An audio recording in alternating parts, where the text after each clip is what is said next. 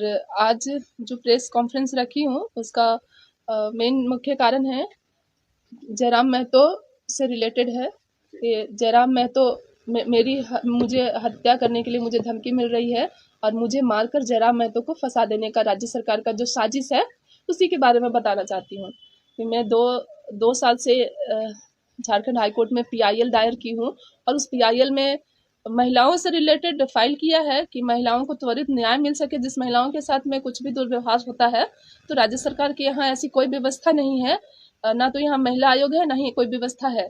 तो तेलंगाना में भरोसा सेंटर चलता है जो महिलाओं को त्वरित न्याय देने का काम करता है। तो उसी के बिहाफ में झारखंड में भी यहाँ पे महिलाओं के लिए विशेष सुविधा बनाया जाए, इस पर मैंने PIL फाइल किया था 2024 में और उसी PIL में मेरा भी मुद्दा को चलाया जा रहा था कि मुझे कैसे गोली मारा गया या मेरे साथ समाज में किस तरह का प्रताड़ना हो रहा है या फिर किस तरह का गलत चीजें हो रही है।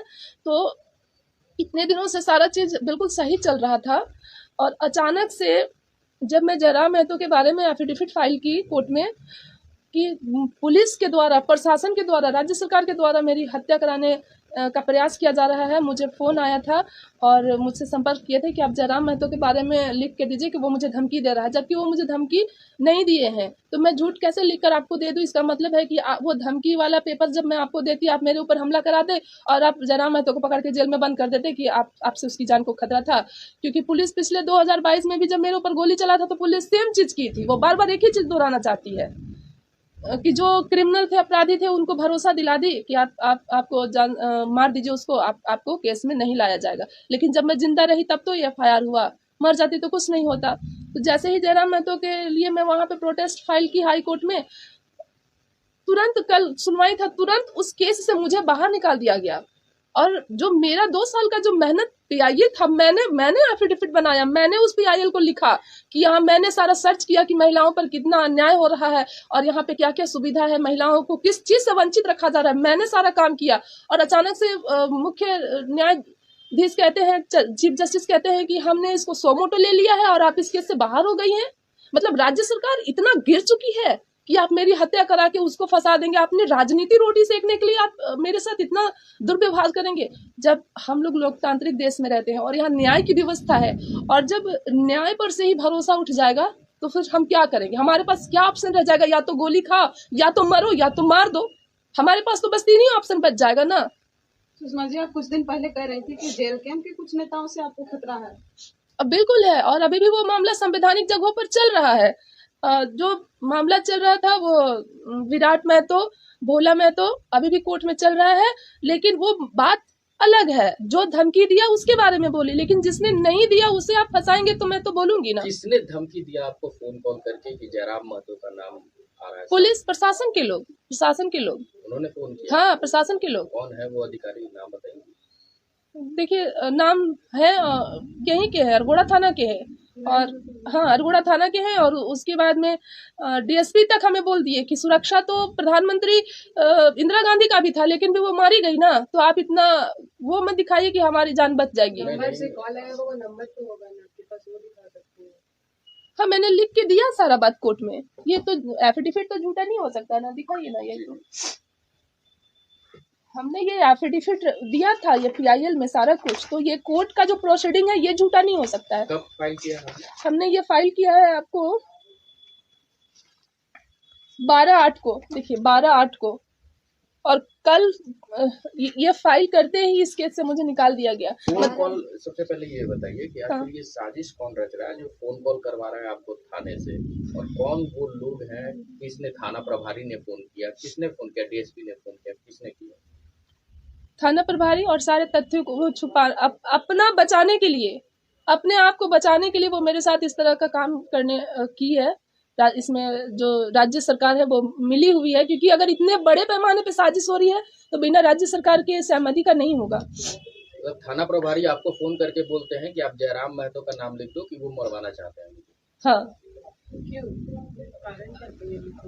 क्योंकि SPSC थाने में जो FIR हुआ है विराट महतो पर और भोला महतो पर, उसमें जबरदस्ती जयराम महतो को एक्यूज्ड बनाया गया।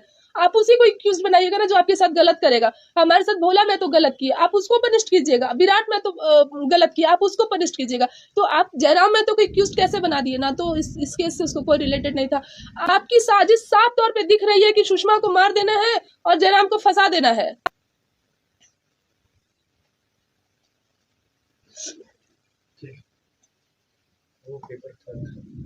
न्याय का जो जितना सीमित लिमिट होता है, गोली खाने के बाद सब कुछ टूट गया। आप देख रहे होंगे, आज तक मैं बीमार हुई, मेरे बॉडी पे अभी भी गोली का जो कण है ना पार्ट, वो भी फंसा हुआ है। उसकी वजह से बोल भी नहीं पाती हूँ, बहुत वीक रहती हूँ। तो न्याय पर से जब न्याय ही यहाँ खत्म हो जाएगा तो बस एक ही है ना कि भगवान। आप किस पर भरोसा कीजिएगा? भगवान पर ही तो कीजिएगा ना। जब आपके लिए प्रोटेस्ट करने को कोई नहीं रहेगा तो भगवान। और ऐसे में शायद सबको विश्वास करना मुश्किल होगा, लेकिन भगवान आते हैं और कहते हैं कि अगर तू मर गई तो उस दिन मैं पूरी दुनिया को खत्म कर दूंगा। दुनिया में कोई एक भी आदमी नहीं बचेगा। एग्जाम्पल की मैंने सुप्रीम कोर्ट को बताया था कि कोविड मेरे लिए आया था, और कोर्ट को मैंने ये भी बताया था कि जितने भी कुछ भी ऐसा बुरा होता है मेरे साथ तो भगवान कहते हैं कि मैं उसको मार दूंगा, तो वो सच में मार देते हैं। सपने में भगवान आए थे? नहीं, हकीकत में आते हैं वो। मेरे रीट फाइल किया है तो रीट फाइल न्यायालय पे तो भरोसा होगा ना आपको कि वो न्याय देंगे? नहीं, अब न्यायालय पे भरोसा नहीं है, क्योंकि न्यायालय में ही इतना जब साजिश हो गया तो इसलिए भगवान भी ये चीज संदेश देना चाहते थे न्यायालय को कि मैं तो विश्वास में हूँ, आप जीवंत है और आपका निर्णय ही सर्वश्रेष्ठ माना जाएगा। मतलब आपके रीट को खारिज कर दिया न्यायालय? नहीं, खारिज नहीं किए। तो फिर अभी भरोसा रखना होगा। वो 100 मोटो ले लिया और मुझे निकाल दिया उस केस से। मैडम, आपको ना न्यायालय पे भरोसा है, ना राज्य सरकार पे भरोसा है, ना केंद्र सरकार पे भरोसा है। भरोसा किस पे है आपको? भगवान पे। भगवान पे भरोसा है। कैसे लगता है कि वो आपको न्याय दिलाएंगे? भगवान कहते हैं कि जो धरती है ना, हम सब एक संविधान से जी रहे हैं और संविधान के बाहर अगर हम कुछ भी काम करेंगे तो हमें पनिश मिलता है। तो भगवान ये समझाने की कोशिश कर रहे हैं कि जो धरती है और धरती का जो संविधान है और ब्रह्मांड का जो संविधान है, ये दोनों एक दूसरे से कनेक्ट है, ये अलग नहीं है। आपको जीवन और मृत्यु भगवान ही देते हैं। आपका विश्वास कहता है आपकी बातों को अब हम भगवान तक तो नहीं पहुंचा सकते हैं ना? नहीं, आप भगवान तक नहीं पहुंचा सकते। भगवान की बात आप तक पहुंचानी है। भगवान को भी आपसे उम्मीद है। हमारी बात आप भगवान तक नहीं पहुंचाएंगे, भगवान की बात आप तक पहुंचानी है कि अगर मुझे मार दोगे। भगवान की बात रखने के लिए कि अपनी बात? भगवान की बात। भगवान ये भी कहते हैं कि पद्मा तुम ही मेरी सती हो और इस वक्त पद्मा सती हो और तुम धरती पर मनुष्य जीवन को जी रही हो। अगर मैं भगवान की पत्नी हूँ और मेरे पास साक्ष्य है, उन्होंने साक्ष्य दिया है और मेरे पास अगर साक्ष्य है तो वाकई में प्रलय आएगा। मैं ऐसे मरूंगी तो प्रलय आएगा और इस चीज को पूरी दुनिया देखेगी, पूरी दुनिया नष्ट हो जाएगी। लोग तो आपको कहेंगे कि ये मेंटल हो गई है, सोच के इस तरीके का माइंड में आता होगा कि भगवान उनसे मिलने आते हैं। अच्छा, आप बताइए ना कि जिसके साथ इतना अन्याय हुआ, गोली तक छाती में खाए, और वो लड़की इतना बैलेंस बना करके अब तक न्याय मांग रही है, वो लड़की मेंटल हो सकती है? आप बताइए कि मैंने किसके साथ असंवैधानिक भाषाओं का प्रयोग किया, किसके साथ मिसबिहेव किया, किसके साथ गलत बर्ताव किया, किसके साथ उस तरह का हरकत किया जिससे कहा जा सके कि मैं मेंटल हूँ? क्या भगवान है? इस बात का साक्ष्य देना गलत है? भगवान है इस दुनिया में, इस बात का साक्ष्य देना गलत नहीं है।